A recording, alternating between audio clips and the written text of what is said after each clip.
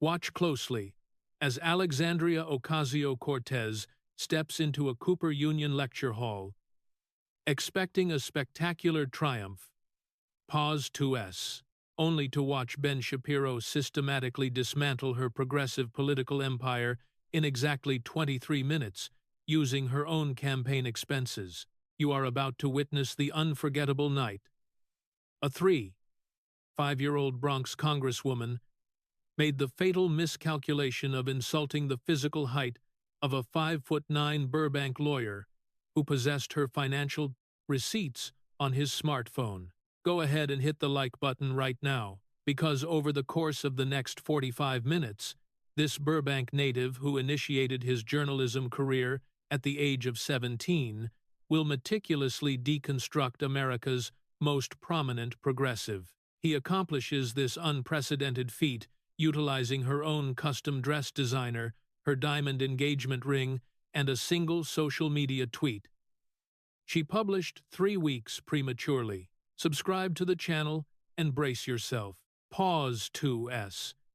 Because there is absolutely no timeline where you do not share this incredible footage with everyone you know. Alexandria Ocasio-Cortez gripped the sparkling diamond on her left hand with such intense, unyielding pressure that the metallic band left a stark white indentation deeply embedded in her skin. She had not taken an audible intake of breath. Pause 2S for 11 agonizing seconds. Directly across the stage from her, illuminated softly by the ornate Cooper Union chandeliers, Ben Shapiro's iPhone screen remained brightly lit. The device was displaying a solitary, undeniable line item originating from a brother's invoice, formally dated the 4th of October, 2021. The document revealed a glaring truth. The extravagant dress had cost $300 to rent. The exclusive event ticket had cost a staggering $30,000. Pause 1S. Yet the vendor responsible for the garment had remained entirely unpaid for 6 entire months. To fully comprehend how the nation's most heavily followed female political figure found herself clinging desperately to her engagement ring like a maritime flotation device, we must rewind. We must look back 23 minutes to observe how a man she publicly derided as a hobbit with a podcast systematically exposed the financial reality of her own life. She had committed the ultimate cardinal New York sin. She simply assumed the ghost of Abraham Lincoln was not listening to the lecture hall. Her initial aggressive offensive launched precisely at the 3rd minute of the evening, projecting the practiced, unwavering confidence of a woman who had successfully delivered this identical introductory speech across 23 different college campuses. Ocasio-Cortez commanded the microphone. She proudly and clearly identified herself to the audience as a woman of color and the resilient daughter of a working-class single mother. She reminded the crowd that a mere 5 years prior, she was laboring as a bartender at Flat's Fix, located just 2 miles away from the very building they sat in. She sharply contrasted her humble background with her opponent's current status, mocking his lucrative financial arrangement with the Daily Wire and his luxurious 6-figure podcasting studio nestled in Tennessee. The sprawling progressive wing of the 800-seat auditorium erupted into immediate validating applause. Simultaneously, Pause 1S, 2 esteemed NYU professors seated on the stage panel nodded their heads in vigorous, absolute agreement. Arrayed in a striking scarlet pantsuit complemented by bold gold hoop earrings, Ocasio-Cortez repeatedly touched her 1.5-carat engagement ring. The precious stone caught the chandelier's light with every subtle movement of her left hand. Tonight, she was manipulating the jewelry far more frequently than her usual demeanor dictated. Meanwhile, situated across the vast stage, Ben Shapiro had not yet uttered a single syllable. He had previously entered the venue through an inconspicuous side door entirely unaccompanied. He brought no supporting staff members and carried no traditional briefcase. He possessed merely 3 simple items: an iPhone, a meticulously kept leather-bound moleskin notebook, and a single unbranded bottle of water. A traditional yarmulke rested firmly on his head, secured securely by a simple bobby pin he had faithfully utilized for 14 consecutive years. He stood exactly 5 feet and 9 inches tall in his footwear. Ocasio-Cortez, however, was far from finished with her relentless verbal barrage. She boldly juxtaposed her supposedly genuine working-class roots with Shapiro's suburban Burbank upbringing. She dismissively categorized his hometown for the viewing audience as a privileged Los Angeles neighborhood exclusively populated by wealthy television producers. She openly scoffed at his childhood experiences within a 2-bedroom home, refusing to be impressed by his life inside what she deemed a literal entertainment industry enclave. Bathing warmly in the ensuing wave of audience applause, she angled herself slightly toward Shapiro. She wore the manufactured smile of a political figure who had thoroughly rehearsed her devastating closing remark directly in front of her personal stylist. She patronizingly offered respect to his religious traditions before launching her final deeply personal attack. She publicly questioned the profound irony of a man wearing the sacred head covering of a faith historically rooted in justice, while dedicating his entire professional career to opposing the very forms of justice that modern working people desperately require. Finally, she callously dismissed his vast media empire as nothing more than a career built upon shouting angrily at college freshmen. She pointedly and mockingly noted that the vast majority of those students were in fact physically taller than he was. The progressive faction of the audience laughed uproariously at the jab. She had successfully delivered 3 meticulously targeted insults, encompassing class identity, religious faith, and physical height, in a span of just 2 minutes. Ocasio-Cortez retook her seat with the impeccable timing of a seasoned performer, who was absolutely certain that the forthcoming 90 seconds of the debate would belong entirely to her dominance. Ben Shapiro offered absolutely no immediate emotional retort to the barrage. Instead, paused twice. He calmly retrieved his leather-bound moleskin notebook from the podium. He methodically clicked his pen open and proceeded to inscribe 3 deliberate lines into the paper using handwriting that was remarkably small and exact. He carefully underlined 2 of those specific sentences. 12 agonizing seconds ticked silently by in the grand hall. Then, 14 seconds elapsed. The immense audience began to physically shift in their seats, sensing an unexpected shift in the atmospheric tension. The appointed moderator nervously shifted her gaze from Shapiro down to her prepared notes, and then back up to Shapiro once more. Ultimately, he set the writing instrument down on the wooden surface. He smoothly pulled the microphone closer to his mouth to begin. When his voice finally echoed through the room, the signature rapid-fire cadence that had successfully built him a massive podcasting empire arrived exactly the way a professional fastball smacks into a catcher's leather mitt. It was not overwhelmingly loud, but it was flawlessly and precisely placed for maximum impact. He addressed the Congresswoman directly, outlining 3 specific points of contention. First, he factually clarified that the median household income in the city of Burbank during 1990, the year he turned 4 years old, was a highly modest $42,000. He vividly described a cramped family of 6 individuals sharing a small 2-bedroom house. He revealed that his father was forced to play the piano for local car dealership commercials simply to afford purchasing shoes for his 3 growing sisters. He firmly stated that the elite producer-filled suburb she imagined was a total fabrication entirely disconnected from the reality of the neighborhood where he was actually raised. He paused for a fraction of a second of Postweis to let the truth resonate. Second, he openly acknowledged his exact physical height of 5 feet 9 inches. He noted that this measurement represents the exact median height for all adult males residing in the United States.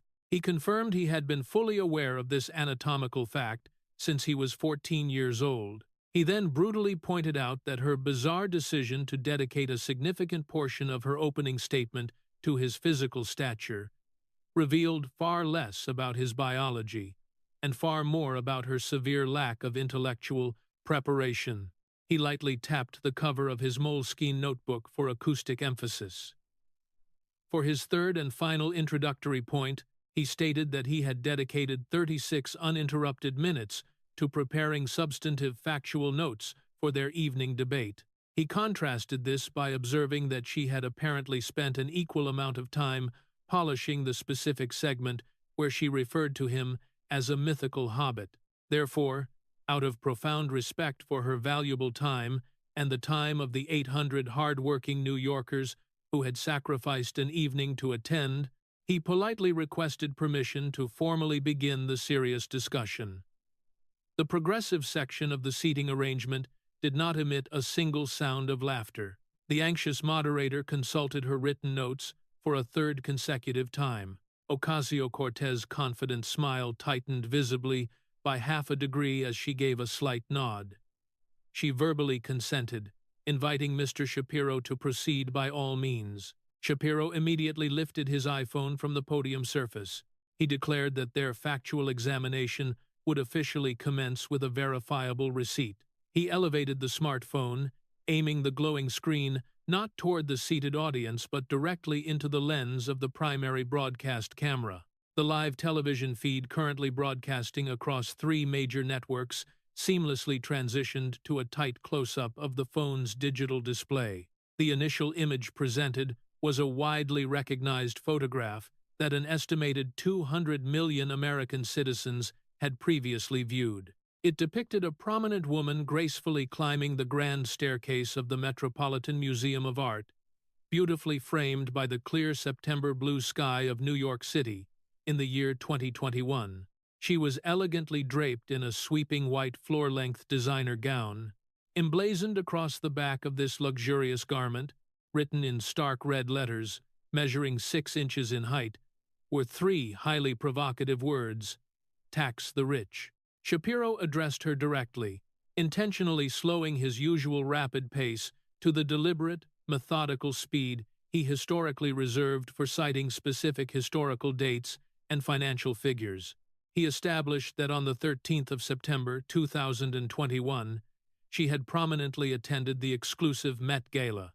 He detailed that the monetary value of a single entry ticket to this lavish affair ranged anywhere from $30,000 to $35,000 per individual guest. He noted that she was accompanied by her boyfriend at the time, who was now her legally recognized fiancé, Riley Roberts. He emphasized that Roberts had been permitted to attend this incredibly expensive gathering completely free of charge. He further documented that Anna Wintour, the legendary editor of Vogue magazine, had personally issued the highly coveted invitation. Finally, he identified Aurora James, the creator of a fashion company known as Brothers, as the specific individual who had custom-designed the controversial dress bearing the famous 3-word slogan. With a fluid motion, he swiped the phone's touch screen. The broadcast immediately displayed a new, highly official document, a formal report generated by the United States House Ethics Committee, distinctly dated the 25th of July, 2025. Shapiro identified the paperwork for the crowd, emphasizing that the Congressional committee had reached a unanimous bipartisan voting consensus. The legal conclusion explicitly stated that the Congresswoman had undeniably violated the stringent House gift rule. Consequently, she was officially mandated to pay a financial penalty of $2,733.28 directly to Brothers. Furthermore, she was ordered to remit an additional $250 to the Costume Institute to retroactively cover the cost of her fiancé's lavish meal. He clarified with lethal precision that these mathematical figures were not his personal calculations, but rather the indisputable, publicly recorded findings of the United States government. As Ocasio-Cortez instinctively opened her mouth to mount a defense, Pause. Shapiro raised a single index finger in a manner that was almost polite, rather than aggressive, signaling his intention to continue uninterrupted. He smoothly pivoted, stating that the final legal verdict was not actually the detail that fascinated him the most. He was far more interested in the raw mathematics hidden beneath the ruling. He swiped the screen once again to reveal deeper financial details. He meticulously explained that the gown possessed an original designer valuation of $1,300. However, a dedicated staff member operating within her congressional office had intentionally contacted the designer to aggressively negotiate a heavily reduced rental rate. The designer, Aurora James, ultimately acquiesced to the political pressure. Consequently, the extravagant dress was rented to the politician for a remarkably low sum of exactly $300. Shapiro read directly from the official report and read the bold text, noting the committee's finding that this massive price reduction was granted specifically due to the immense promotional value generated by the Congresswoman's massive political celebrity. He sternly reminded her that this transaction perfectly embodied the strict legal definition of an illegal in-kind campaign gift bestowed upon a sitting member of Congress, which was the exact trigger for the ethics violation. He allowed the heavy legal terminology to hang in the silent auditorium without ever needing to raise his vocal volume. He then transitioned to the most devastating aspect of the entire controversy. He revealed that the independent vendor, Brothers, was not financially compensated until the 9th of March 2022. This payment occurred a staggering 6 months after the glittering gala had concluded. More damningly, he exposed that the sole motivating factor for the eventual payment in March was the inconvenient fact that the Office of Congressional Ethics had formally launched a probe into her finances during February. Her office had blatantly refused to pay the hard-working vendor until they were officially caught attempting to evade the bill, ensuring she felt the full weight of the hypocrisy. He summarized the horrific irony: she had proudly worn a $30,000 luxury ticket draped over a body wearing an unethically discounted dress to function as a walking, breathing billboard demanding aggressive taxation upon the wealthy elite. The political billboard was proudly displayed upon her back, but the actual financial burden of the stunt fell squarely upon a small black female designer operating out of Brooklyn. That struggling entrepreneur was forced to wait an agonizing 178 days just to receive her meager $300. Ocasio-Cortez finally located her speaking voice. Her left hand had subconsciously migrated back to twisting the diamond engagement ring sitting upon her finger. She spoke with the distinct rapid velocity characteristic of a desperate politician who had meticulously rehearsed this specific defensive maneuver well in advance of the confrontation. She fiercely argued that the delayed payments were nothing more than a simple administrative error originating within her complex office structure. She vehemently insisted that the Ethics Committee had entirely failed to discover any evidence of willful or malicious legal violations. She claimed they had only identified bureaucratic delays, which she proudly asserted she had personally taken full accountability for resolving. She attempted to pivot the narrative, dismissing his factual presentation as a toxic manifestation of right-wing gotcha culture. Shapiro ruthlessly intercepted her argument, repeating the phrase administrative error while immediately returning to his trademark rapid-fire delivery. He systematically weaponized her own vocabulary against her. He rapidly listed an array of disgraced politicians, noting that administrative error were the exact identical words utilized by former Senator Robert Menendez when federal investigators discovered his private refrigerator stuffed entirely with solid gold bars.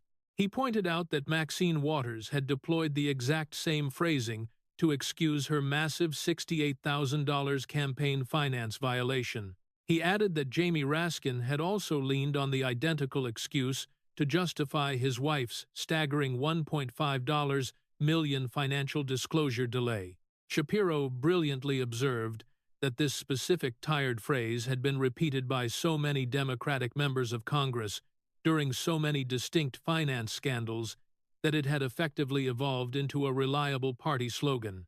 He sarcastically proposed that they should consider formally updating the iconic Democratic donkey logo to reflect this new reality. A wave of genuine laughter rippled through the moderate section of the divided audience. In the second row, an attentive reporter furiously scribbled down the devastating donkey logo metaphor into his notepad. Shapiro seamlessly rotated the phone back toward the broadcast camera lens. The subsequent digital image was a specific social media tweet, historically posted on the 13th of September 2021, authored directly by Alexandria Ocasio-Cortez. The message consisted of precisely 4 words: "The medium is the message." Positioned directly adjacent to this philosophical tweet was a fully scanned copy of the corresponding invoice, sent from Brothers dated the 4th of October 2021. The document remained blatantly unpaid. Furthermore, it was aggressively stamped by the vendor's own personal bookkeeper with the humiliating phrase, "Outstanding second notice." Shapiro quietly and effectively agreed with her previous statement, pause eins, affirming that the medium truly is the message, just as the perpetually unpaid invoice undeniably serves as a message of its own. A profound silence enveloped the massive room. He gently placed the mobile device face up upon the podium, ensuring the damning invoice remained continuously visible to the audience.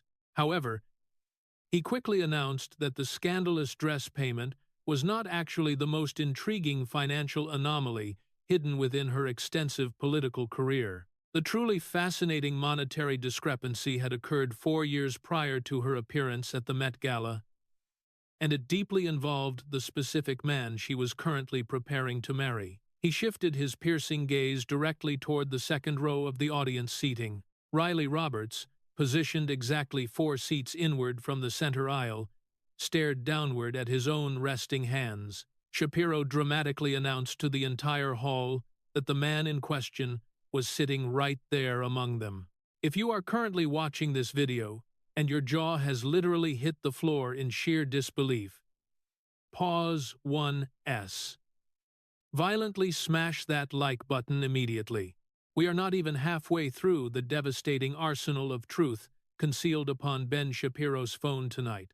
Make absolutely certain you subscribe to this channel and activate all notifications, because the upcoming bombshell involves a highly suspicious check, a romantic boyfriend, and a desperate political campaign that was teetering on the absolute brink of total bankruptcy just 3 months before miraculously achieving international fame.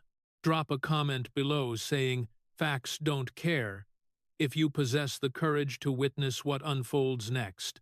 Trust me implicitly, you absolutely want to see this. Shapiro confidently retrieved the iPhone once more.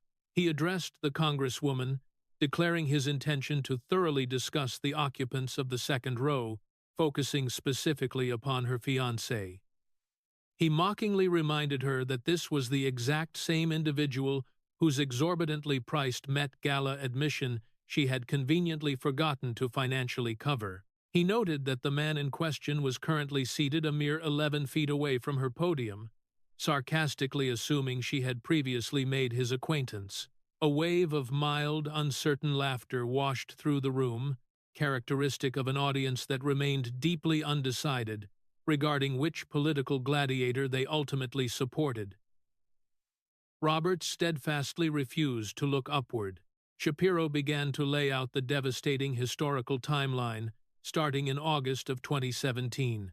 He noted that during this specific period, her long-shot campaign to represent the 14th Congressional District of New York was only about 4 months into its existence. Citing official FEC filings, he revealed she had successfully raised a meager sum of approximately $3,032.75 directly from the general public. However, during that exact same time frame, her operation had recklessly burned through approximately $591.27. He bluntly informed her that she was operating her political ambitions a terrifying $24,000 deep into the red. He painted a vivid picture of a vulnerable 28-year-old bartender possessing absolutely zero congressional experience, foolishly attempting to challenge a deeply entrenched 10-term incumbent who commanded a massive $3 million financial war chest. She was desperate for an immediate influx of cash, and she required it faster than traditional fundraising could possibly provide.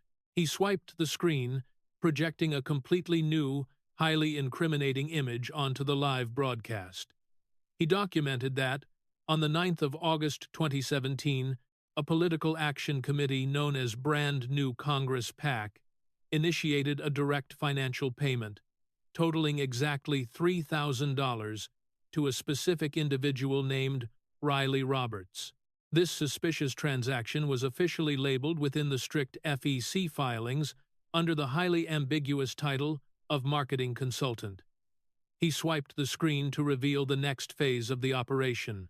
Just 18 days later, on the 27th of August 2017, her own personal campaign committee executed a massive payment of $6,191.32 directly to a corporate entity legally registered as Brand New Congress, LLC. This particular expenditure was conveniently categorized within the formal paperwork as strategic consulting. He swiped the device yet again. He revealed that on the 29th of September 2017, the original Brand New Congress PAC issued a secondary payment of $3,000 straight back to Riley Roberts, once again utilizing the identical marketing consultant justification. He deliberately placed the phone face up upon his podium to let the visual evidence simmer. He offered to clearly translate this complex financial choreography for the audience. He explained that her official campaign structure had actively paid a registered LLC. He then exposed the critical link, Pause 1S. Both the receiving LLC and the generous PAC were entirely controlled by the exact same human being, a man named Saikat Chakrabarti. He reminded everyone that this specific individual conveniently became her official congressional chief of staff, a mere 3 months following these transactions. Ultimately, the affiliated PAC funneled the money directly into the pockets of her romantic boyfriend. He fiercely noted that within the rigorous world of actual prosecuting attorneys, this specific sequence of events is legally defined as a pass-through scheme. Furthermore, within the specialized realm of legitimate campaign finance lawyers, these 3 interconnected transactions are formally classified as an illegal circular contribution. He casually added that in everyday conversation, average citizens simply refer to it as money laundering. He delivered the punchline with devastating precision, apparently. Within her specific office culture, they simply referred to this highly illegal financial arrangement as casual dating. 2 distinct individuals seated within the designated press section gasped loud enough to be heard across the room. The previously smiling aide holding the Vogue binder immediately lost her joyful expression. Shapiro pressed his overwhelming advantage, moving to the specific aspect of the scandal that nobody could logically defend. He dismantled the professional credibility of Riley Roberts, noting that his actual career was entirely contained within the realm of web development. He specifically worked for an obscure digital company known as homebinder.com, where his primary focus was strictly limited to user experience design, architecture. Shapiro revealed he had personally investigated the man's LinkedIn profile right before Roberts frantically deleted the entire account. On the very same morning, the Coolidge-Reagan Foundation officially filed their legal complaint against the campaign. He exposed the hilarious reality that Roberts possessed a grand total of exactly 317 followers on the Twitter platform back in August of 2017. He aggressively pointed out to the Congresswoman that her fiancé possessed absolutely zero relevant marketing portfolio, lacked any prior agency experience, and represented no actual public relations clients. Yet despite these glaring deficiencies, the official communications director for the PAC had publicly claimed that Roberts was specifically hired to manage critical social media engagement and drive massive subscriber growth. Shapiro mocked the absurdity of hiring a man with only 317 followers to command a national social media strategy. He flatly declared that Roberts was never functioning as a legitimate social media consultant. He was merely acting in his capacity as her romantic boyfriend. He aggressively pointed his finger toward the glowing iPhone screen. He detailed the impressive background of Saikat Chakrabarti, noting he was a highly intelligent founding engineer at the massive tech company Stripe, making him a bona fide Silicon Valley multimillionaire. Shapiro framed the ultimate logical dilemma: pauses spice. This brilliant technological mastermind was supposedly choosing to hire an absolute nobody with a pathetic 317 followers to serve as the exclusive solitary marketing consultant for an enormous national PAC responsible for funding 12 separate federal political candidates. Shapiro presented the only two possible realities. Either Mr. Chakrabarti was undeniably the most incompetent hiring manager in the entire recorded history of the American technology sector, or that specific $6,000 transfer was definitively an illegal, off-the-books financial reimbursement designed to rescue a failing political candidate who could no longer afford to keep her own campaign lights turned on. He challenged the Congresswoman to publicly select one of those two options, firmly asserting that absolutely no third explanation existed in reality. That specific unbearable moment triggered Ocasio-Cortez to physically snap. She aggressively launched herself out of her seat, shoving her wooden chair backward with such immense physical force that it violently scraped against the polished stage floor. Her left hand finally abandoned its anxious grip upon her diamond engagement ring. She marched directly forward, positioning herself dangerously close to the very edge of her wooden podium. The raw, unbridled aggression emanating from her vocal cords was no longer a rehearsed theatrical performance. It was the genuine, desperate fury of a cornered woman who had instinctively decided in that exact microsecond that she would refuse to concede another single inch of ground. She fiercely jabbed her index finger into the empty air separating them, declaring that his petty financial accusations were exactly the type of dirty tactics that wealthy oligarchs continually dispatch people like him to execute. She accused him of maliciously weaponizing 3 entirely random, insignificant invoices dating back to when she was merely a 28-year-old bartender. She reminded the crowd she was bravely attempting to run for public office against a powerful sitting Democratic incumbent armed with $3 million and a massive, corrupt Wall Street donor network. She screamed that he was intentionally attempting to manufacture a fake crime out of nothing. She furiously attempted to redirect the narrative toward what she considered the actual systemic crimes plaguing the nation. She passionately listed innocent children actively dying because they could not afford life-saving insulin medication. She screamed about the cruel reality of worker wages remaining completely stagnant for 4 agonizing decades. She condemned greedy billionaires who manipulated the system to pay lower effective tax rates than the exhausted bartender who physically served them their expensive cocktails. She attacked the bloated military-industrial complex, citing the Pentagon's scandalous inability to account for $800 billion missing dollars. She wept for the countless American mothers forced into absolute financial bankruptcy simply because their beloved child had the misfortune of contracting cancer. She powerfully declared that those systemic failures represented the true criminal acts within society. She argued passionately that every single minute they wasted debating a trivial $6,000 invoice was a precious minute stolen from combating the missing $800 billion. She concluded her ferocious counterattack by accusing Mr.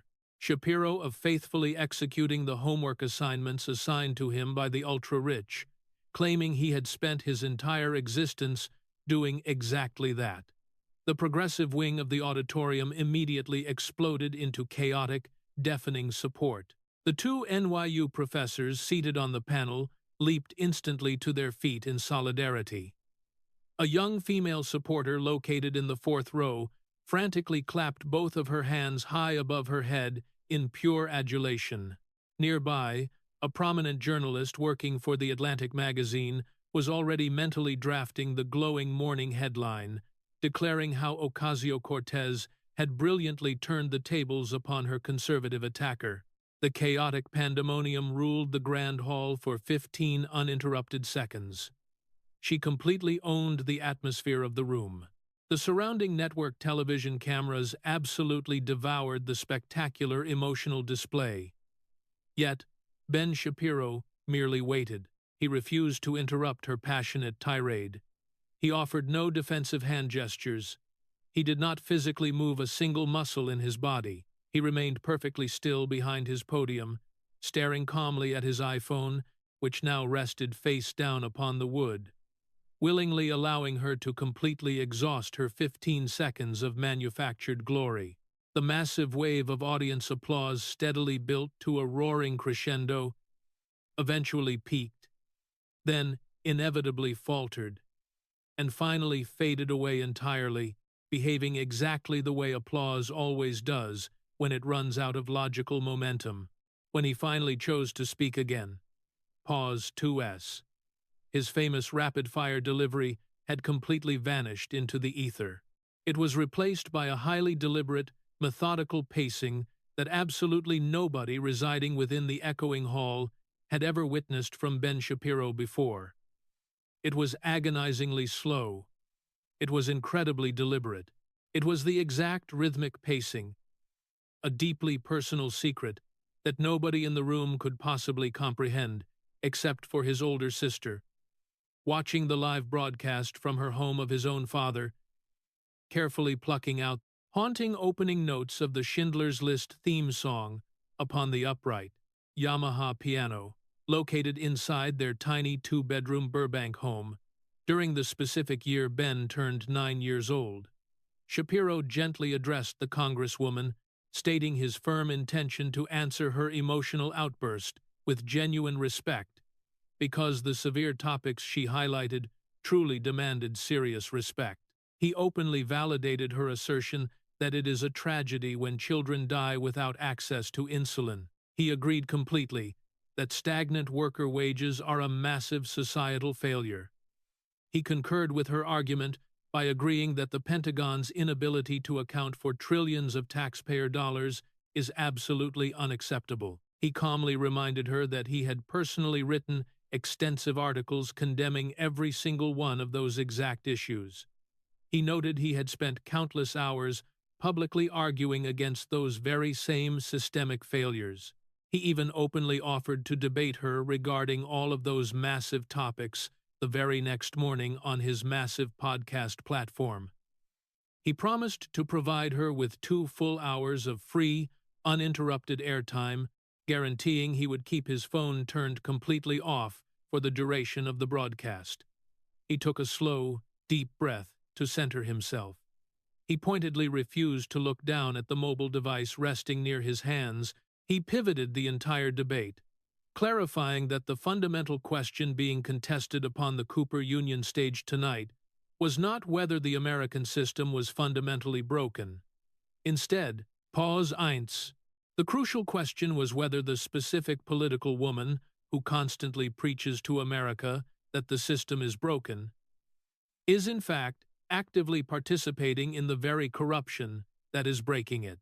He stated with deep regret that the ultimate question of whether she could ever be trusted to eradicate the influence of dark money from politics is definitively answered by examining whether her own personal campaign finances are equally dark. He logically destroyed her defense, stating she simply cannot simultaneously play the role of the curing doctor while actively acting as the infecting disease. she was forced to choose one identity or the other. He hammered home the brutal reality: the documented receipts, including her personal receipts, her fiancé's hidden receipts, her fashion designer's unpaid receipts, and her chief of staff's shadowy receipts, simply do not care about the beautiful emotional speech she just delivered to the crowd. He delivered his iconic catchphrase with lethal gravity, reminding her that facts simply do not care about her feelings.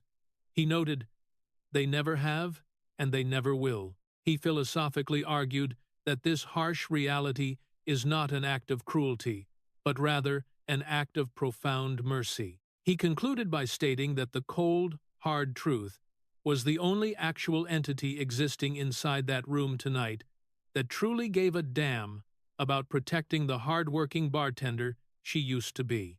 The massive lecture hall descended into a silence so profound and absolute that the subtle electrical hum of the overhead chandelier became the loudest sound in the room. Leave a comment saying, "Facts don't care." If you have ever in your entire life witnessed a solitary man completely dismantle an entire political movement utilizing nothing more than an iPhone, a meticulously researched paper trail, and the impeccable musical timing inherited from his father's piano playing, hit the subscribe button immediately. Because the absolute largest bombshell of the entire evening is rapidly approaching, and it involves a staggering sum of $885,000. Shapiro confidently lifted the iPhone back into his hand.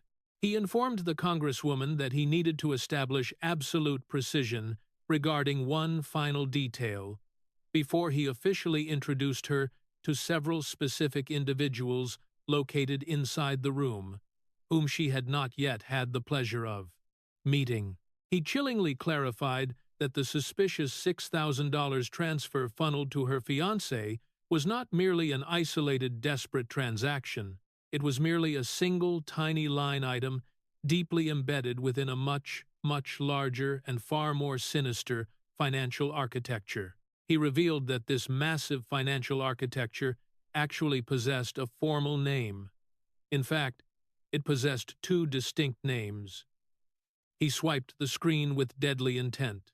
He exposed the names of the entities Brand New Congress PAC and Justice Democrats PAC.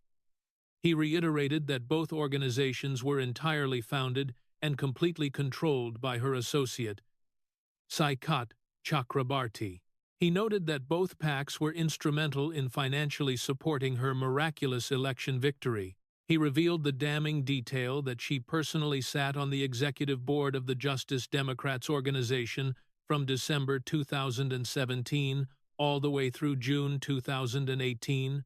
He pointed out that this was the exact same critical 6-month window during which the massive financial scheme he was about to thoroughly describe was actively operating at its absolute maximum velocity. He swiped the device again.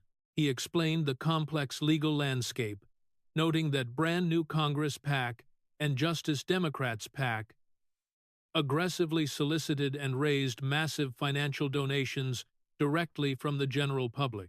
He reminded her that she had constructed nearly half of her entire political identity upon her supposedly deep understanding of campaign finance laws. Therefore, she was fully aware that federal law strictly requires all PACs to meticulously itemize every single one of their financial expenditures.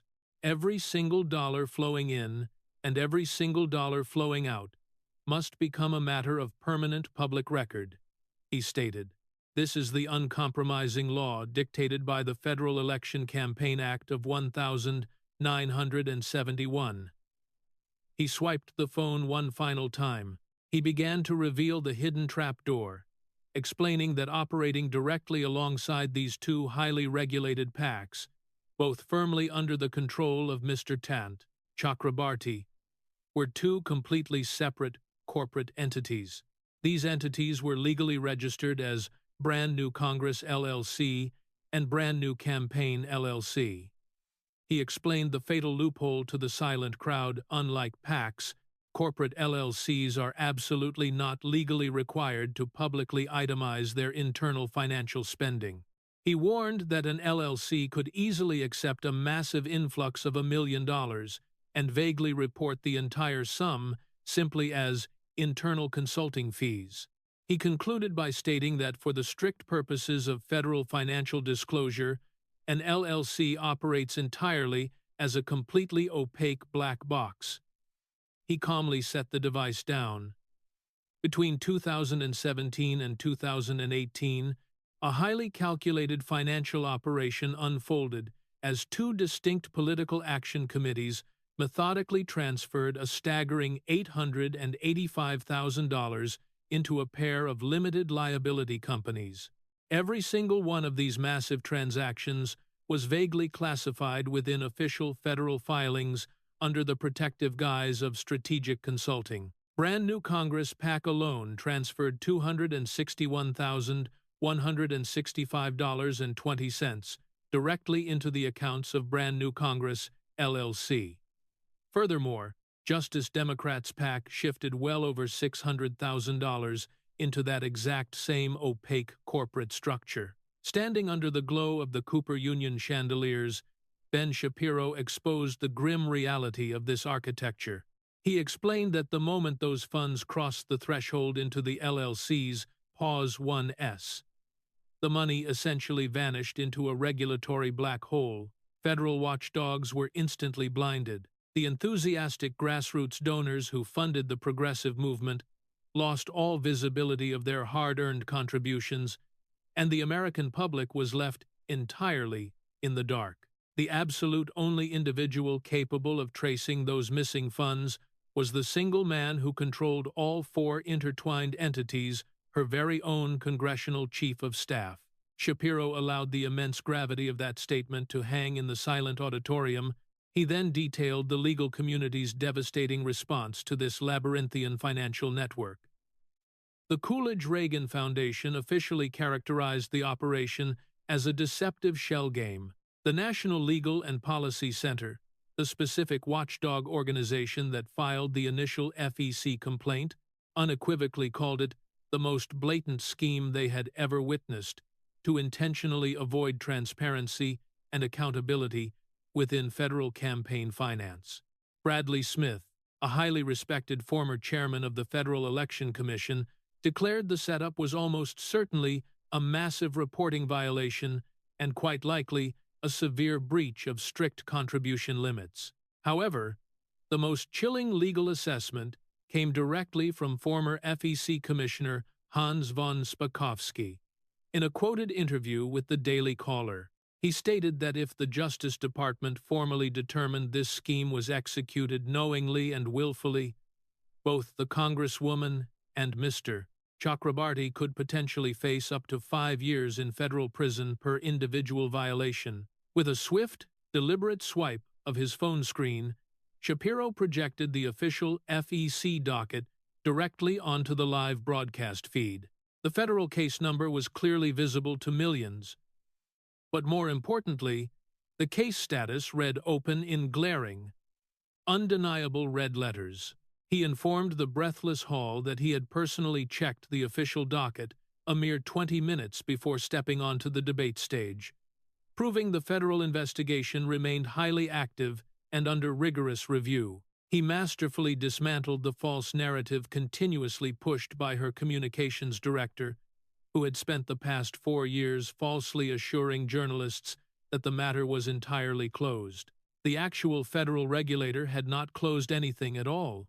Pivoting his phone toward the primary camera lens, Shapiro displayed a digital artifact that he suspected the grand portrait of Abraham Lincoln hanging on the wall behind them would find particularly fascinating. It was a tweet published directly from Alexandria Ocasio-Cortez' personal account on the 20th of January 2019. The message boldly proclaimed that big money in politics was the fundamental reason society lacked universal health care and basic justice, passionately condemning it as a corrupt cancer. Shapiro locked eyes with her and delivered the killing blow. That remarkably righteous tweet was posted exactly 21 days after a federal watchdog had filed a formal complaint alleging her hand-picked chief of staff had illegally laundered $885,000 through his own LLC. He presented her with an inescapable, devastating binary choice. Either she had negligently placed a completely unvetted man into her most senior staff position, blindly handing him the keys to her entire political identity, or she was fully and completely aware of the massive financial laundering operation. He noted that in these types of conversations, there is rarely a third option. As her left hand returned to anxiously gripping her diamond engagement ring, she attempted to regain control, arguing with lowered velocity that the FEC matter was merely open. Shapiro cut her off with devastating, immovable calm, reiterating that the federal case was highly active, leaving her entirely cornered. He set the glowing phone down on the podium. He declared that the scandalous dress, the questionable payments to the boyfriend, the shadowy LLCs, and the missing $885,000 all ultimately betrayed one singular fundamental promise. Since her very first day as a member of Congress, she had continuously promised the American people that she would fiercely fight for working families. Shapiro distilled the entire evening down to one profound question. Would those same working families still vote for her if they truly understood exactly what her political career had cost them? After a heavy dramatic pause 2S, he announced that 3 of those specific working-class individuals were actually sitting in the room tonight, and he formally requested the moderator's permission to introduce them. This is the exact moment that forever broke the internet. If you are watching this video and you are not subscribed yet, you are about to miss the spectacular moment Ben Shapiro brings 3 real, verified working-class New Yorkers onto the stage to completely face down America's most followed progressive within her own home borough. Comment Long Island City 3 right now if you want to witness what authentic, undeniable working-class testimony actually looks like. Hit the like button, hit subscribe, hit your notifications, and do not move a muscle. Eleanor Voss, the anxious moderator, carefully checked her notes and questioned if this maneuver fit the agreed-upon debate format. Shapiro confidently confirmed it did, noting the producers possessed the names yesterday. The witnesses had been properly vetted by the Borough Voices Coalition, signed all necessary disclosure forms, and were completely unpaid for their appearance. Upon her slow nod of approval, 3 individuals stood up from the 3rd row and walked to folding chairs, waiting on the audience's left side of the stage. The network cameras pivoted instantly, and the massive hall finally understood the true purpose of those mysteriously empty seats. Shapiro turned directly to Ocasio-Cortez, noting she had spent 31 minutes claiming to be the definitive voice of working-class New Yorkers. He introduced the 3 uncompensated residents from her own borough, revealing that in 2019, each of their lives would have been fundamentally changed for the better by the Amazon HQ2 project. He stepped aside, allowing Rosa Delgado to speak first. Rosa, a 1-year-old Hispanic single mother, originally from Astoria, Queens, did not require any written notes. She recounted living in a cramped 1-bedroom apartment in Sunnyside, sleeping on a kitchen pull-out bed so her 2 young daughters could share the only bedroom. Seeking a better life, she spent $2,400 on a high-interest credit card to earn a logistics and supply chain management certificate from LaGuardia Community College during exhausting night classes after working the Delta baggage line at JFK Airport. Her entire future hinged on a $55,000 a year logistics job at the planned Amazon campus in Long Island City. Instead, she watched from her kitchen table as Ocasio-Cortez smiled brightly on television, celebrating the day Amazon walked away as a massive political victory. Holding up her now useless college certificate, Rosa devastatingly noted that the future she had bled 14 months for was killed by a woman who falsely claimed to protect her. She stated she wasn't there for petty revenge, but because she simply did not know what to tell her daughters when they asked when they were finally moving to a real apartment. She sat down. Next, Marcus Chen stood up. He was a 4-year-old journeyman electrician's apprentice belonging to IBEW Local 3. He testified that the Amazon build would have secured 800 American union jobs, providing 4 years of solid work at $85 an hour with full benefits. The very day the Congresswoman celebrated the project's demise, Chen was sitting in his union hall with his father, his uncle, and 3 fellow apprentices. He directly informed Ocasio-Cortez that his father, who had proudly voted for her believing she was a true champion of the working man, had not voted for a Democrat since. Neither had his uncle nor the other apprentices. He placed the blame for that political shift squarely on her shoulders, explicitly stating, "The Republicans didn't do it, she did." He sat down. Finally, Kareem Williams took the floor. He was a 8-year-old Army veteran who had served 2 grueling tours in Iraq, the second in Mosul. He had returned home to an Astoria that had cruelly priced his 7-year-old renting mother out of her apartment building. Armed with a military logistics specialty and a veteran's preference, he had been negotiating an Amazon warehouse manager position starting at $68,000, with a clear path to $120,000 within 5 years. That was the exact type of money that would allow a black veteran from Queens to finally buy his mother a home. Instead, pause. 2S. On the exact morning Amazon officially pulled out, Kareem was forced to drive a Lyft for 14 exhausting hours just to make $96. Staring her down, he demanded a formal apology, not for himself, but for the entire borough she had betrayed. He sat down, and the hall fell completely silent. Shapiro picked up his iPhone one final time, swiping to display a devastating 4-image montage to the national broadcast feed. It featured Ocasio-Cortez in her tacks, the rich Met Gala gown, Rosa Delgado's worthless LaGuardia certificate, the open federal investigation docket, and a scathing quote from Democratic Governor Andrew Cuomo, condemning a small group of politicians who put their own narrow political interests above their community. Shapiro weaponized the horrific statistics of her legacy. Her political brand had cost New York 25,000 high-paying jobs, 800 critical union positions, and a staggering $27 billion in projected tax revenue. In exchange, she received a luxurious Manhattan apartment funded by $30,000 gala tickets, while a single mother continued to sleep on a kitchen pullout.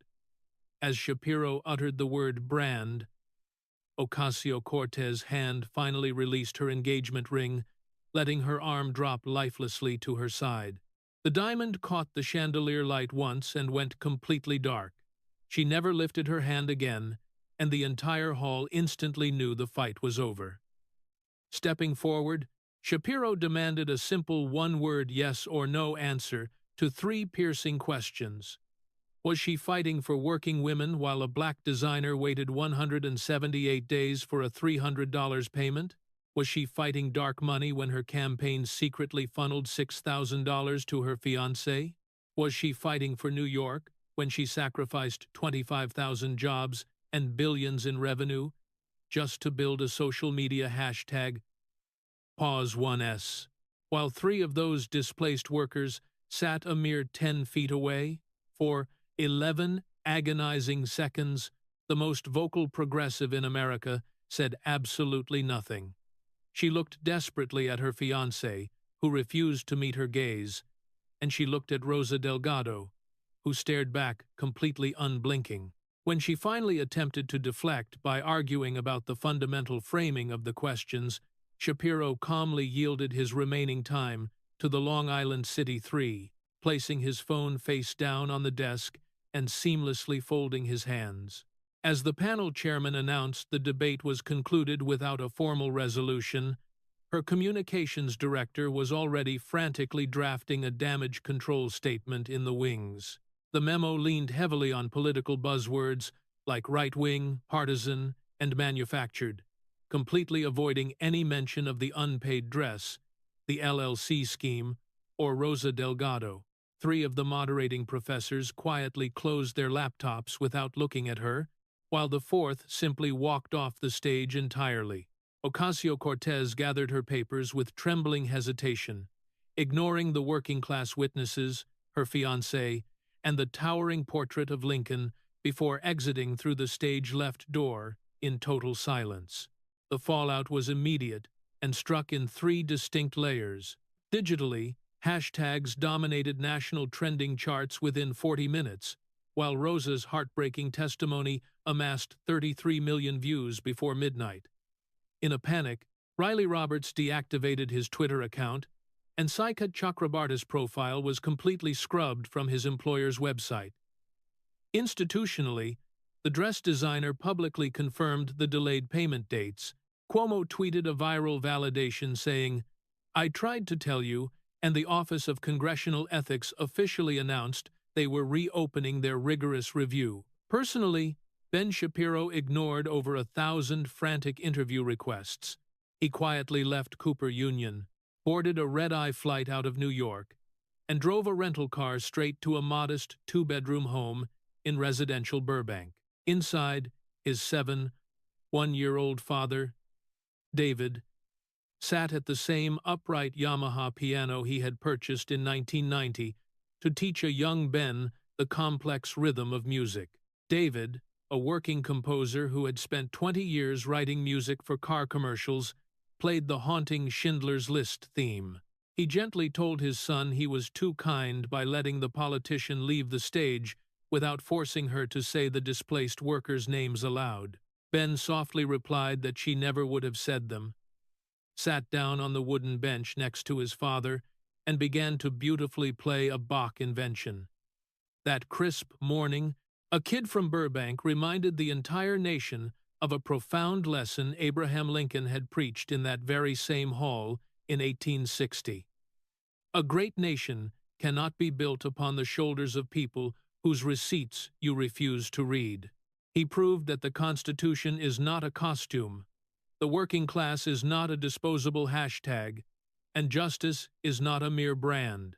It turned out the absolute best person to remind a political movement of its actual math, pause 2S, was a kid who learned arithmetic on his father's piano in a modest suburb, where the median income was just $42,000. If you made it this far, you just heard the unbelievable night. A kid from Burbank used an iPhone and the unvarnished truth to teach Americas. Most followed progressive. What receipts actually look like? Smash that like button if you truly believe the truth still belongs to the people who can successfully do the math. Subscribe to this channel, comment.